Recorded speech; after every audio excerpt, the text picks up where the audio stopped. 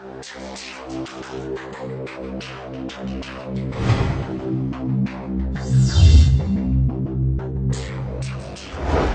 Buya, untuk berikutnya kita bacakan pertanyaan dari sosial media. Kita bacakan. Assalamualaikum warahmatullahi wabarakatuh. Assalamualaikum warahmatullahi wabarakatuh. Buya yang dirahmati oleh Allah Subhanahu wa taala, saya Muhammad Fakhrul Islam dari Gumi, Korea Selatan. Mohon penjelasannya tentang sholat berjamaah di gedung yang berjumlah 3 lantai. Gimana? Di gedung yang berjumlah 3 lantai, Buya. Ya. Bagaimana hukumnya sholat di lantai kedua dan ketiga, yang mana makmumnya hanya bisa mendengar dan melihat imam di layar monitor, gitu ya? Bismillahirrahmanirrahim. Di dalam melakukan sholat berjamaah, di dalam mazhab kita Imam Syafi'i memang sangat ketat. Sangat berbeda kasusnya antara masjid dengan di luar masjid. Kalau masjid masih ada banyak kemudahan. Termasuk tempat-tempat yang tertutup pun di dalam masjid nanti ada kemudahan di dalam masjid.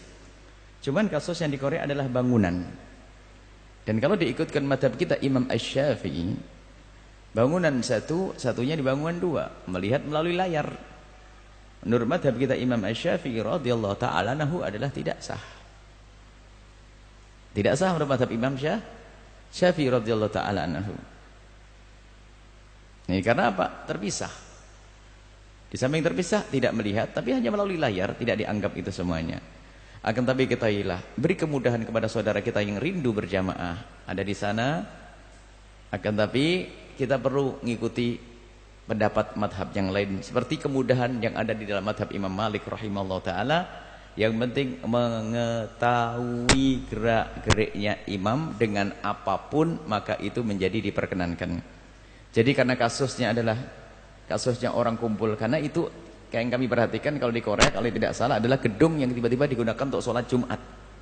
Orang rindu jauh, tak taunya setelah itu kita hukumi sholat Jumatnya nggak sah. Ini kan adalah tidak apa-apa. Insya Allah diperkenankan, karena menurut madhab selain madhab kita Imam Syafi'i, jangan anda minta fatwa kepada madhab Imam Syafi'i.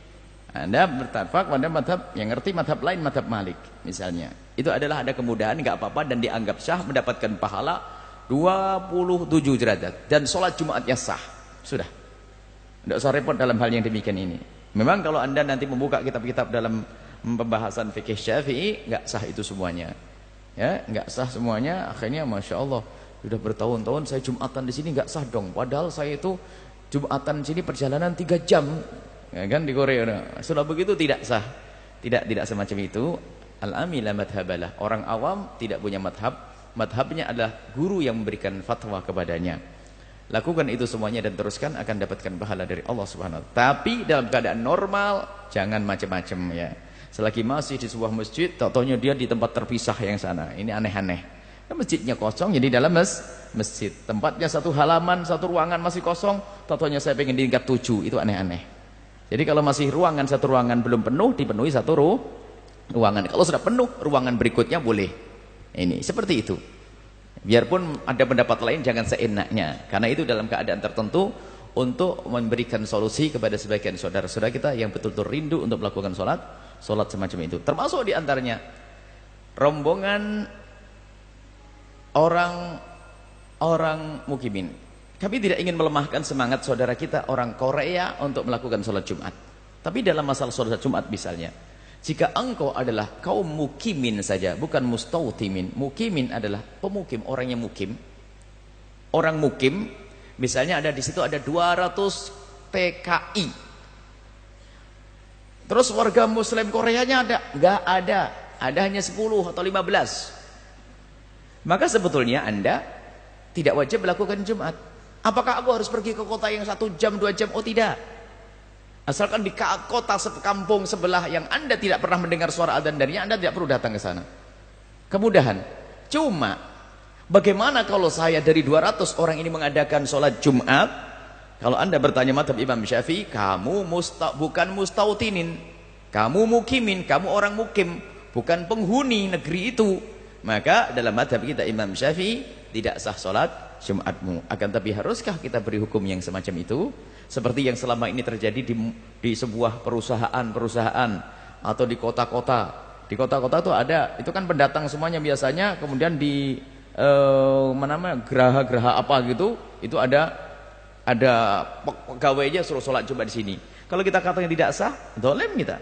Akan tapi ada madhab-madhab yang lain yang memperkenalkan yang demikian itu, biarpun harus dengan mengumpulkan antara madhab dengan madhab, termasuk masuk talfik yang diperkenankan adalah talfik bukan menjadikan wajib tidak wajib, akan tapi ini justru yang tidak menjadi wajib, maka itulah termasuk talfik yang diperkenankan. Ikut madhab lain yang menjadikan boleh. Sholat kaum mukimin 200 orang tidak usah pergi ke masjid daripada jauh, nanti habis biaya, habis ini. Adakan di situ untuk melakukan sholat Jumat. Dan kalaupun Anda ingin ihtiyat, hati-hati, boleh Anda mengulang sholat duhur, tapi jangan direpotkan orang mengulang sholat duhur. Sholat Jumat saja sudah selesai. Kalau Anda ingin sholat duhur, dirimu sendiri, jangan ngajak orang lain. Maka mengajak sholat Jumat mengulang dengan duhur, kalau mengajak orang lain, dolim. Karena apa? Kalau Anda merasa ragu, untuk dirimu sendiri saja. Tapi orang lain jangan diseksa. Sebab orang lain ada yang habis sholat Jumat langsung ingin balik ke toko, ke kerja dan sebagainya. Wong sholat Jumat saja sudah untung, apalagi suruh nambah 4 rakaat lagi. Ini bagaimana, kan begitu ya? Itu saja insyaallah. Jadi apa yang Anda lakukan adalah sah dan diterima oleh Allah insyaallah. Wallahu a'lam bissawab.